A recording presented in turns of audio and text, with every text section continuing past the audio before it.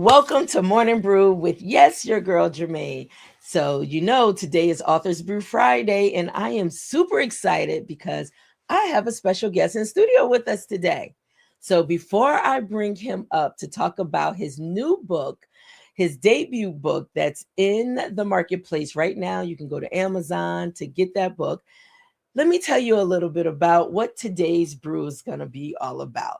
So, Authors Brew Friday is where fresh pours with powerful pens. Yes, we bring an author in studio that talks a little bit about their journey and their story and their why. Why did they decide to write this book, right? So, today's brew is The Revolution of Xavian. It is by the author Nicholas Shultis. So let me tell you a little bit about Nicholas before we bring him up.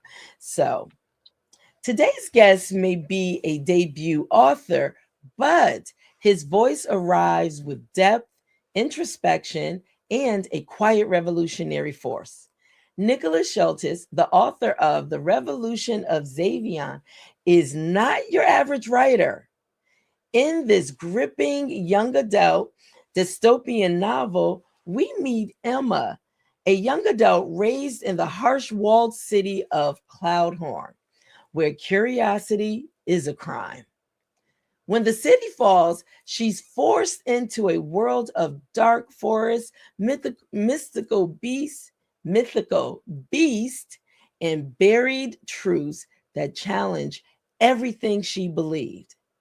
With the fast paced action and emotional depth, The Revolution of Xavian is a powerful story of resistance, survival, and rediscovering purpose in a broken world. Well, let me not keep Nicholas waiting. Let me bring him up in studio with us. Hello, Nicholas. Good to have you on Morning Brew. Oh, wonderful to be here. Thank you for letting me be here. This is a really great experience. Yeah, First for me. listen, we're gonna get all into your story, right? So just so those out there that's watching, I'm drinking. Hopefully you're stopping by for coffee because you want to find out about his story also. But I'm drinking my cappuccino. I've been drinking it all week, right? So this is my hazelnut blend cappuccino that's so good. So give me a second. So Nicholas, what are you drinking? I saw that Now, you had. the water. Yes, that's it. That's okay because you know what I always say? I always say morning brew, just because I say it's a coffee break, you can drink whatever you like. Water, tea, coffee, juice, smoothies, whatever it is, that's your choice. So, thank you for stopping by. So, I'm not going to hold you long, but I really want to get into this, right? And if you give me a second, I want to pull up your cover so people can see the Revolution of Xavian. So now, Nicholas, let's get into it. Let's talk about this book. How did you even Ah, come up with this? How did your mind, I tell you, and listen, I had the privilege of working with him to help him bring this book to the marketplace. And when I say his mind dealing with fantasy and it just goes so deep to how do you even think through all these parts? To bring this story to life. well, it happened over several years, starting in 2018. Mhm. That's when I generally became more interested in how the world works, mainly how society and politics and things like that work. And I wanted to create my own sort of interpretation to kind of, sorry, No, you're map fine. things out, as it were, Okay. to organize things as how I saw them. I always tell people when writing a book, as a book publisher, 18 years, when writing a book is not just about an autobiography. So, what you just said, you actually took the way you view things, the world, how politics, how just everyday life, you were able to bring that to life through your lenses in this book, which Now it is has unique gone in itself. now it has gone through several rewrites as Yes. my worldview became more developed and more mature. Like I said, when I started Hmm. writing this, I was in my teens, so Hmm. I was just starting out. But as I got into my later teens and into my 20s, something had to be rewritten to account for new things, new events, stuff like that. And but I kept the general basics the same. I was really proud of those. So after all the changes, I believe I finally came up with a story that I can be proud of. That's so good. And so what can people expect? So people can go to Amazon and they can pick up a copy of this book. But what can your readers expect from this story? They can expect a lot of different worldviews. There are a lot of different characters. I try to add a lot of mini stories, if you will, inside. So Mhm. it's not just about the main character, if you will. Absolutely. There are characters from a lot of different, here, for example, in Cloudhorn, the beginning city before it's Hmm. destroyed, there are a lot of different people with opinions on Cloudhorn. Some say it's too protective and too medieval. Some are saying that the status quo is needed to protect so we can develop further as a society and different Hmm. things like that. However, the cities by and large are isolated. They are in Hmm. kingdoms, but the kingdoms are mostly rural grasslands and is ruled by a few major cities. However, there are a lot of other people living in the rural areas and people that aren't happy with the way that power is centralized. And there are a lot of people in the cities that want more decentralization. So they got together and started dismantling the cities and started making a confederation, if you will, of loosely put together kingdoms. This group Hmm. is known as the New Times in the novel. Hmm. And what the main inspiration for the New Times group or party is, and the novel on the whole, I would say, is the Russian Revolution. I got a lot of inspiration from that. Whereas in the Okay. past, you had Tsarist Russia. Tsarist Russia was a particularly medieval place to live, especially Hmm. during that time, late 1900s, when the rest of the world, sorry, late 1800s, early 1900s, sorry, misspoke Okay. there. While the rest of Europe, like England, France, Italy, and the United States on the whole, were advancing, Russia was very behind in a lot of technology and social issues. Then the Hmm. Soviet Union came, overthrew the Tsar, and installed their new modern state. And that's what the New Times is supposed to represent. So in the novel, it talks about how they connect a lot of the continent that Hmm. was originally isolated to a few kingdoms and well-to-do towns here and there. Everything is now a lot Hmm. more connected. And through this, technology develops a lot more, social issues. People have more access to information, literacy, things like that.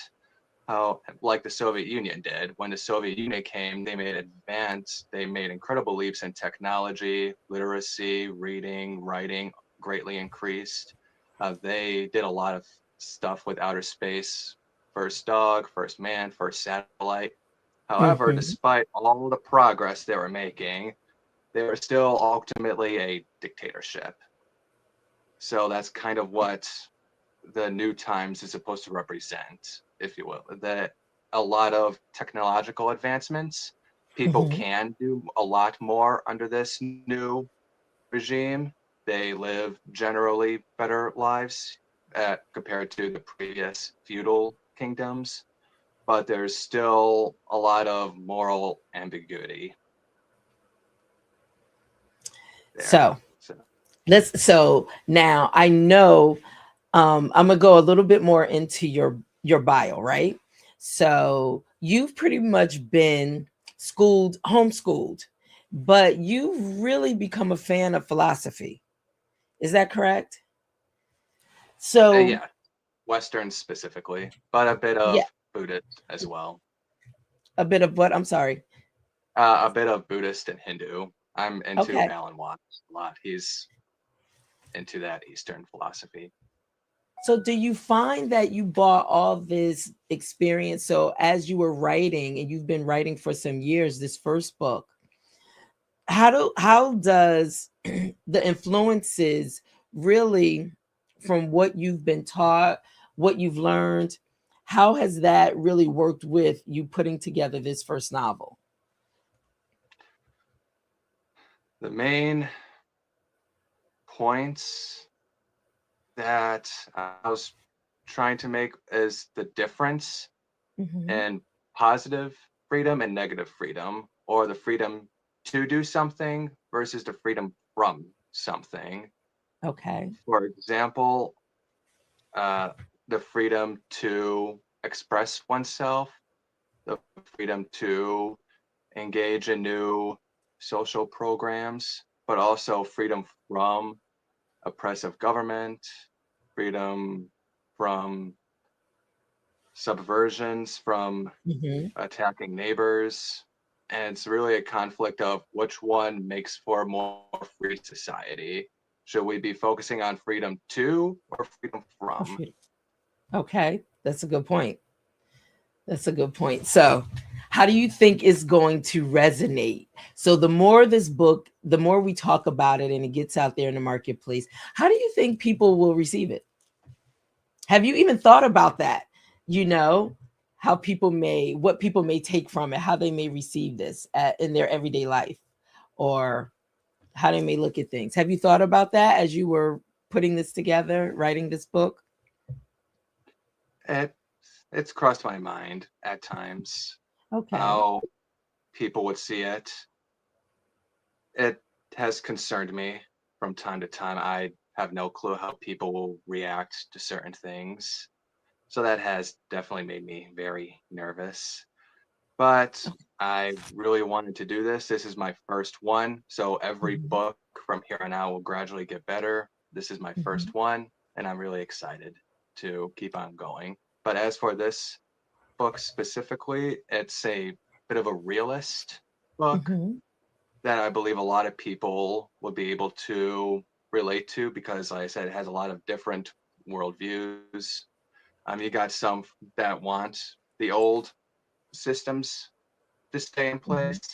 You Mhm. got some that want the new times to come in to Mhm. happen, and there are lots of other groups that just want to stay out of the drama. It So almost paints a picture of today's society, right? yeah, How pretty much exactly today's what you just society, said. Yes. where you have two opposing groups, they both have their Mhm. points, they both have their skeletons in their closet, if you will, and it's just Absolutely. more of a matter of which one is less evil than the other at Mhm. times. There isn't really a, I try to stay away from a good guy, bad guy. There's some Yes. good people over here, some good people over Some there, good, some bad exactly. people over there, bad people over there. So I try to make it as realistic as possible. Mhm. That's good. Because whoever's going to read it, they're going to find where they fit at in it, pretty much. Okay. Yeah. All right. So, let's continue talking a little more about it. um okay, the story. So, I'm going through because we do have a few questions, but is there anything that you want to just share, this being your first book, and it's, what, you're excited about it. Like you said, you went through um a lot of different edits, or you started in one place early on and now it's 2025. So there's years in between. And what that means is we're learning, we're evolving. And so things are going to change. Your writing is going to change. There's more that you may incorporate in, there's some things you may take out as you learn things. So, what is it that you would say? Is there, first of all, let me ask you this. The book is now on the market. Is there anything you would want to possibly add to it, maybe later on? Because that's the one good thing about publishing. You can always do other editions. So, as life is evolving, as you're evolving, you may say, hey, listen, there's some things that I want to update and add to the book. Are you at that place yet or not yet? I've been at that point since before it was published. And there's always some things that I'd like to change, edit, stuff like that. One thing I would like to do in the future is to Mm-hmm. really elaborate on the culture of Cloudhorn. Um, Mm-hmm. I believe I've done, added some stuff in this edition, of course, Mm-hmm. but it could be elaborated on. I could go deeper. Uh, Religion on the whole is not really a part of the book. I could come up with the various religious points of view, but for this Okay. edition, I mostly just wanted to stick with the politics one as a starting point. Hey, But you later on, never I know. could attempt to add deeper cultures and religious viewpoints as well. Hmm. Or do you see it just as another volume? Maybe, just another book that will highlight a lot of those areas or take the reader in a different direction as it's evolving as well. That's another option, also. I had some future books in mind that Hmm. are also fantasy genre, and I was thinking to myself, I could go back and constantly edit this book, but I thought I really won't create anything new if I'm always updating this book. That's So I true. figured that the future books will pay homage to the other book. I can make occasional references or just write better books in general as I get better and better as my career advances. Exactly. Well, see, that's the beauty in writing, right? We're forever evolving. And so, our earlier works may be just that, our earlier works. And some things may never make the light, they may never be released. I, I So, got I got a lot of short journals, stories on the back yeah, burner okay. that won't see the light of day. Say It's paying your dues. It's like really just, let me just try this out because there's such a passion in me for writing, and like you write all the time. And so, and I know before we end today, we're going to talk about the next book that's coming forth. And so, but I always encourage people, everybody has a story. It doesn't have to show up the same way. That's the beauty in writing. It's like a colorful landscape, whatever you want to make it, whatever you want that story to be. So I like how you are looking at, like you said, this book is realistic because you're looking at what's real, but you're bringing it into a fantasy format for people to be able to see themselves I somewhere really in tried this story. I really try to shy away from fantasy stereotypes. I try not to do a chosen one or an evil empire and stuff like Mm-hmm. that. Not that those can't be used in creative ways, they absolutely can. It's just that I was Absolutely. shooting for a more realistic approach with this book. And I think you've captured that. So people will be able to see that also once they go out. I'm going to pull the book cover back up on the screen and let people know that they can definitely go pick up a copy on Amazon.com. Even if you type just his name in, Nicholas Shultis, if you don't remember the title. But it is, you know what? Let me see if I can, while we're talking, I'm going to pull in the link into the conversation so people will be able to see it as well. And also, I also want to put up on the screen, people may want to reach out and contact you. So let me pull that up on the screen also, how you can reach Nicholas. So you can contact Nicholas at schultisbooks at currently.com or reddit.com at it goes a lot faster. I tell you, these things are on timers now. They're always upgrading technology. So you can also reach out on the platform reddit.com at okay, you forward slash N_I_S. So if you want to reach out to Nicholas, you can do it in those two formats. So, okay, let's talk about some things now. So, you have been working on a new project. So this new project um, that's getting ready to come to market in the first quarter of 2026. I'm curious. I want you, let's see, hold on, let me pull my screen up there. So, Nicholas, before we get into the new project, is there anything you want to leave with the readers? You want to say to the readers in regards to why they should go and make sure they pick up a copy of the Revolution of Xavian? Well, the main point, I suppose, and something I would like to tell everybody Yes. watching is that these are very chaotic times. People are very opinionated and Yes. people tend to dig their heels in a lot. It's okay to not go with whatever group you may be in. It's okay to have to believe stuff, and it's okay to believe in things for different reasons than people. Mm-hmm. That everyone is going to find fault no matter what. That's an inevitability. Nobody's really perfect, and no one really can hold perfection to anyone else. And that's Mm-hmm. ultimately okay. It's kind of necessary for the development and learning and just general progress as well. Is that the main thing I want to say? Definitely. You know, you talked about everyone having an opinion. And I mean, we see that every day, just social media.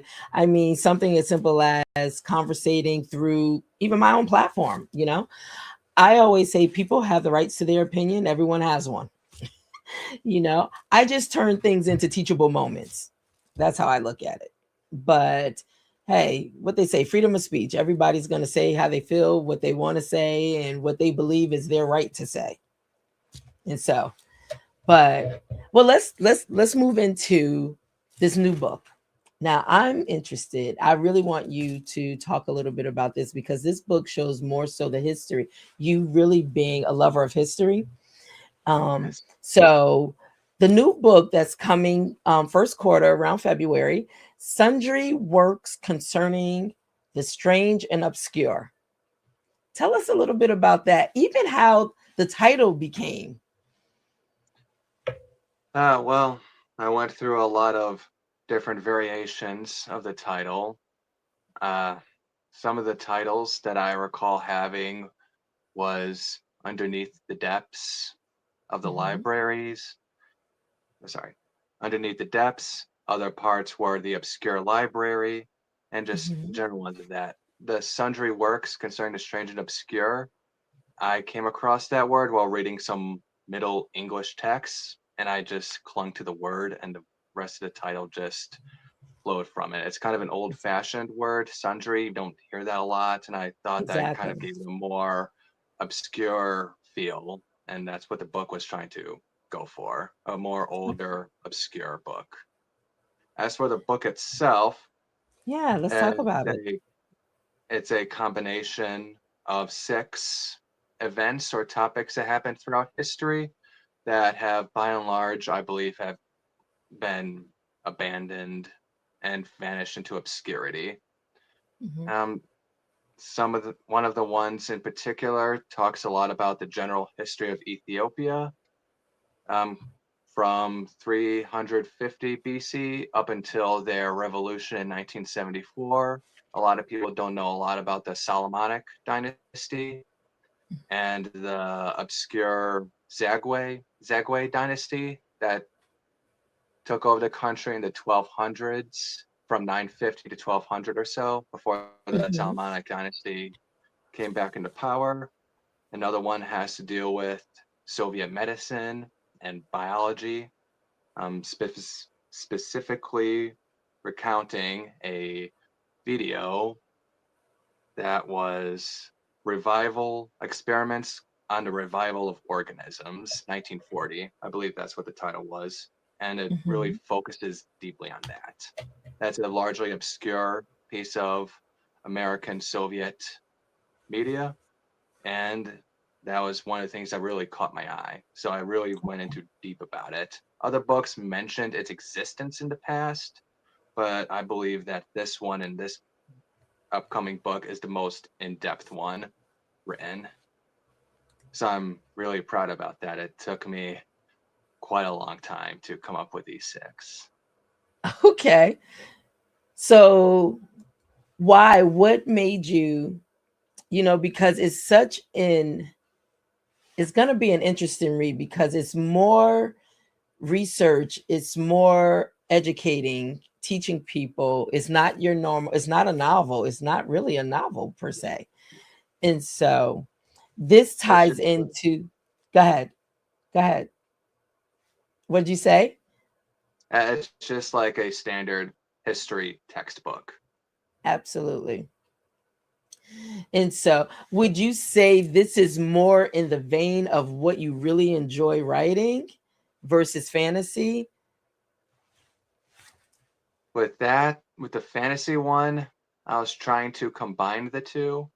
I'm trying not to give too many spoilers, Yes, but exactly. I'll simply state some of the historical events that really inspired me on the Christmas truce Hmm. during the winter of 1914 or 15, one of those, where French and German soldiers put down their guns, came together, and had a week-long Christmas together. That was a really inspiring moment in history that's included in there. I Hmm. talked about the Soviet Union quite a bit. That's in there. And then there's another scene that I would like to that I referenced or pays homage to in fictional work called The Hmm. Backwater Gospel. It's a YouTube animation that I that challenged conformity and blind belief in the status quo, and I found that to be really interesting. And I there's a scene in there that pays homage to that animation. Very good animation. I suggest people watch Yeah. it. Okay.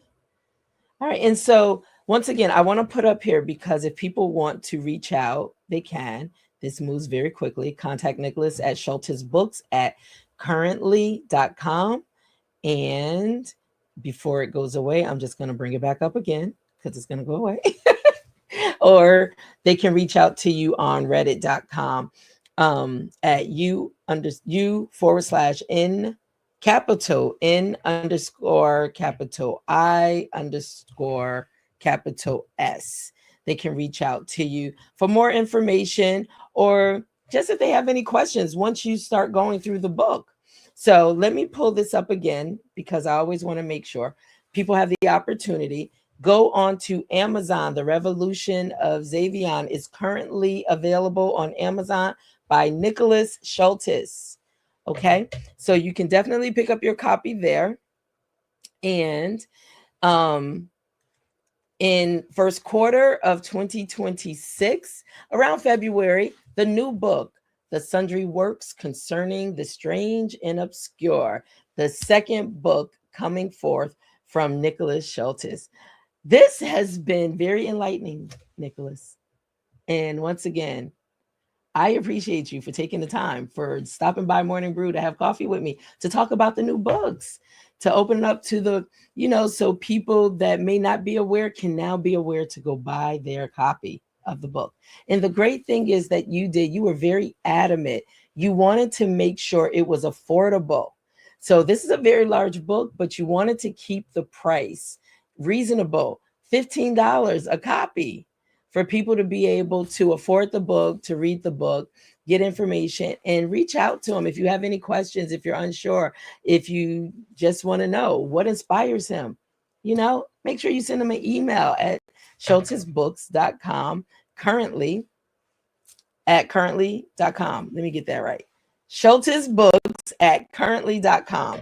If you want to reach out to Nicholas, once you go and purchase a copy of his book. So, Nicholas, what's next? Okay, you have two already in the pipeline. What are you working on next?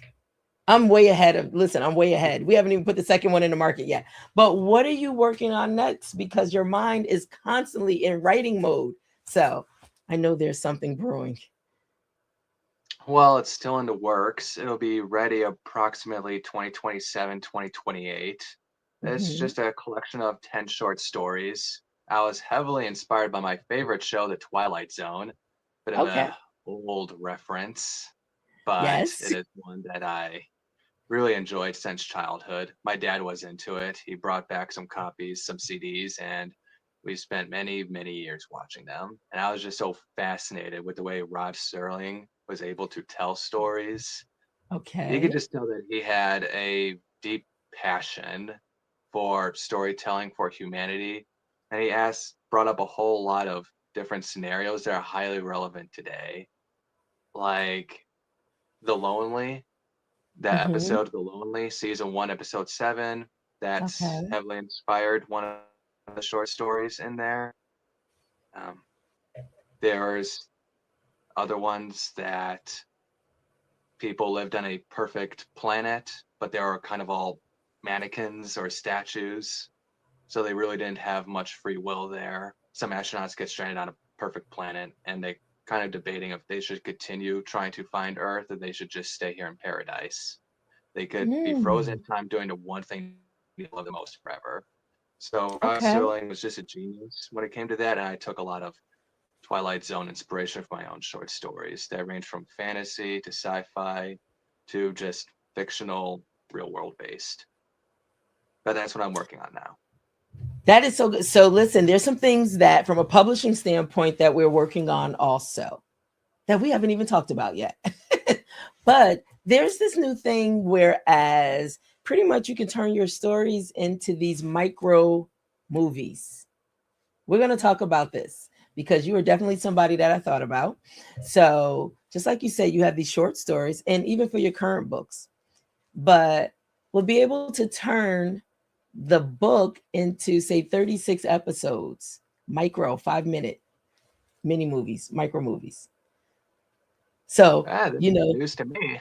I know, I know. So, you being a lover of the Twilight Zone, can you see your shorts in this format visually? Uh, if people want to see them, No, I'll no, be. no, no. Don't go that route. Listen, people are consumed by visual content. So, pretty much it's another format to bring your story to life. Because think about it.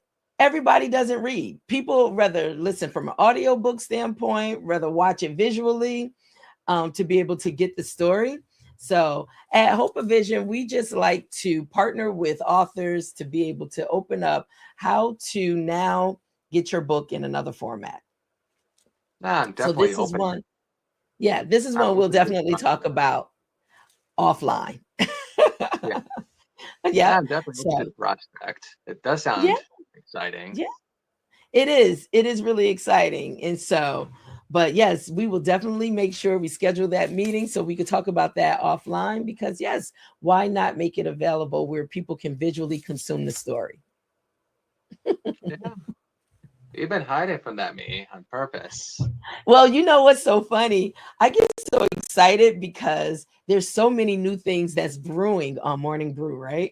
So, but what we've been in the background just getting it all set up so we can roll it out to our authors, those that we're in partnerships with. So, yes, you are definitely one that when we were developing and talking about it, your name came up, your story came up because I think it'd be perfect for this concept. Oh, well, thank you. Yeah. It's Yeah. always So, nice to hear yeah, compliments like that. definitely. Definitely. So, yeah, we'll schedule that meeting very soon so we can roll it out and then give you a visual so you can really see what it could be for your story. So, but there you have it, Nicholas Shultis. I mean, continue writing, continue expressing through your eyes in words that people can find themselves in the stories. And like I said, I love how you take the realness of something, but you bring it to um, fantasy so people can see it from a different viewpoint and find themselves in the story because they Yeah, will. yeah, So, with that being said, listen, you'll be back. You have more books coming. So, you have to come yeah. back. Okay. I'm back. So we'll do this again. Yeah. So, listen, for anyone out there, if you're out there, make sure you go over to YouTube to Morning Brew with Germaine. Make sure you join the community. It's growing on a global level, and we are super excited. So, listen, today's Authors Brew Friday. So, once again, you've met Nicholas Shultis. So, now you can go to Amazon. I'm going to pull this book out one more time before we bring it to a close. Make sure you go onto Amazon and purchase a copy of The Revolution of Xavian by Nicholas Shultis. And like I said, he was very mindful when he was putting this book out that he wanted to make it available and affordable for those to be able to get a copy and read it. And then make sure you leave your reviews and your comments also, okay? So that's important. So that algorithm, that algorithm thing that's out there in this universe that will pick up, and next thing you know, it's out of here, right? So, but make sure you stop by and get a copy of his book. Nicholas, once again, thank you so much. Is there any final things you want to say before we close out Morning Brew with Germaine? Oh yeah, as far as the contact information goes, it can definitely be about the book and future writings, but just because I'm an author doesn't mean I'm only writing. I do a lot of other stuff. I like coin collecting sometimes. I'm into local history, if you want to talk about that kind of stuff. I also just talk about philosophy, as I stated. I'm really into Alan Watts, though I'm really starting to dive more into Plato recently. Plus, I'm Okay. also into coin collecting. I've been doing that for years. So just whatever Yeah, topics you want to definitely. talk about, I'll be more than happy to send a reply. Listen, I want to say, I want to ask this before we go. Why are you so drawn to, because you being homeschooled since fourth grade? Is it the fourth About grade? About the about that fourth time, grade? as I recall. That was a long time It's ago. Yeah. No, but the thing is, a lot more people are homeschooling their children. So, but what is the draw for history? Because a lot of times people don't know their history, so they don't know where they come from. So how can they know really where they're going, right? But philosophy and history, what is it about that just you have such a passion and a love for it? It's well, it's hard to describe. It was just kind of there with me instead of any specific characteristic.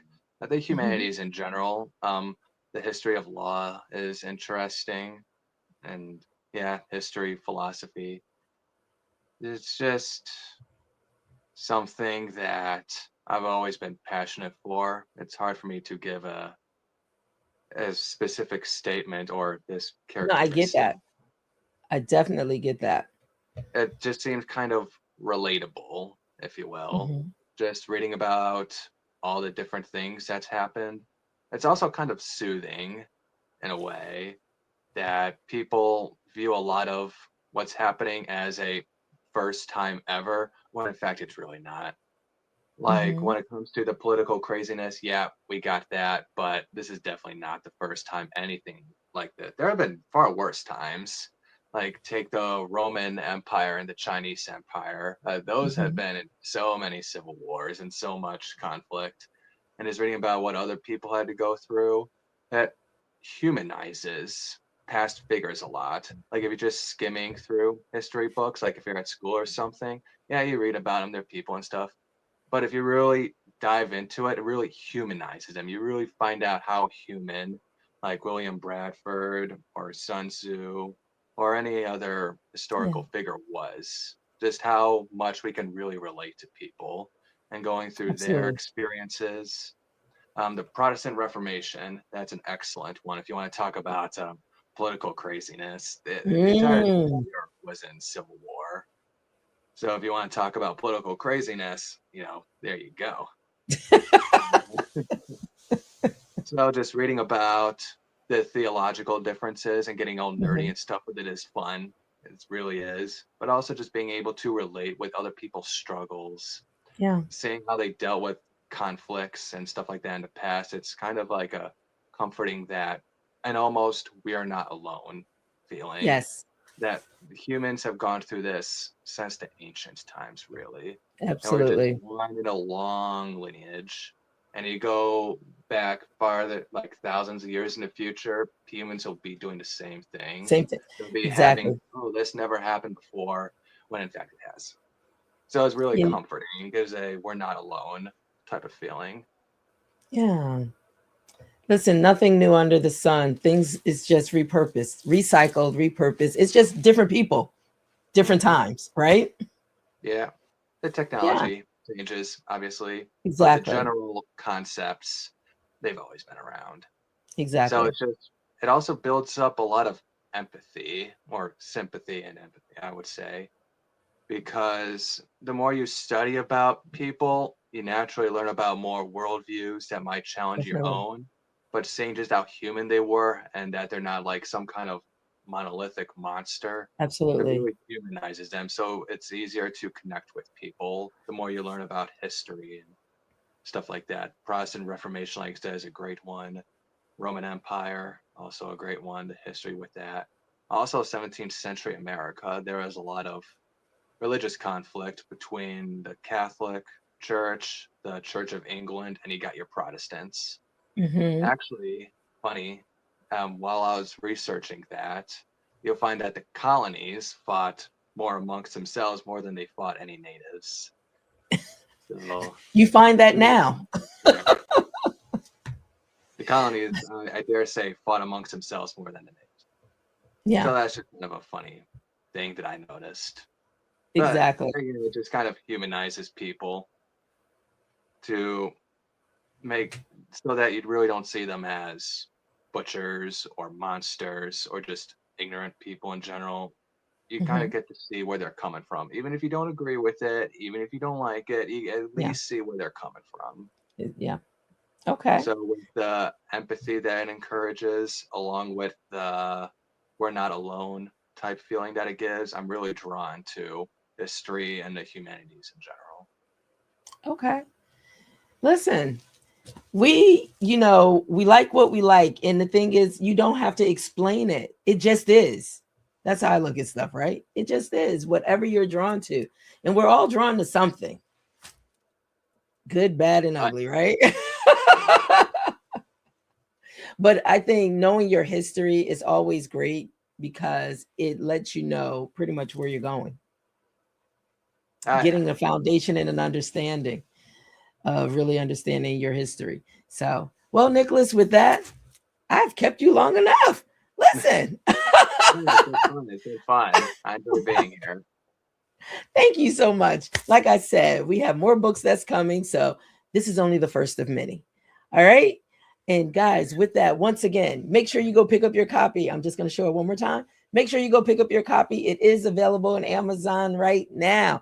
And like I said, he made it affordable, $14.99. Yes, $14.99. And it is a thick read. So, but I tell you, once you start, you don't want to put it down. So, with that, Nicholas, we are going to make sure people come back. This is Friday, but hey, we're back on Monday. You can find Morning Brew with Germaine Monday through Friday. And so 10:30 a.m. Eastern Standard Time. Make sure you stop by and have coffee with us. You never know who's going to show up in studio. So, Nicholas, thank you so much for joining us. Stand by, okay, as we bring it to a close.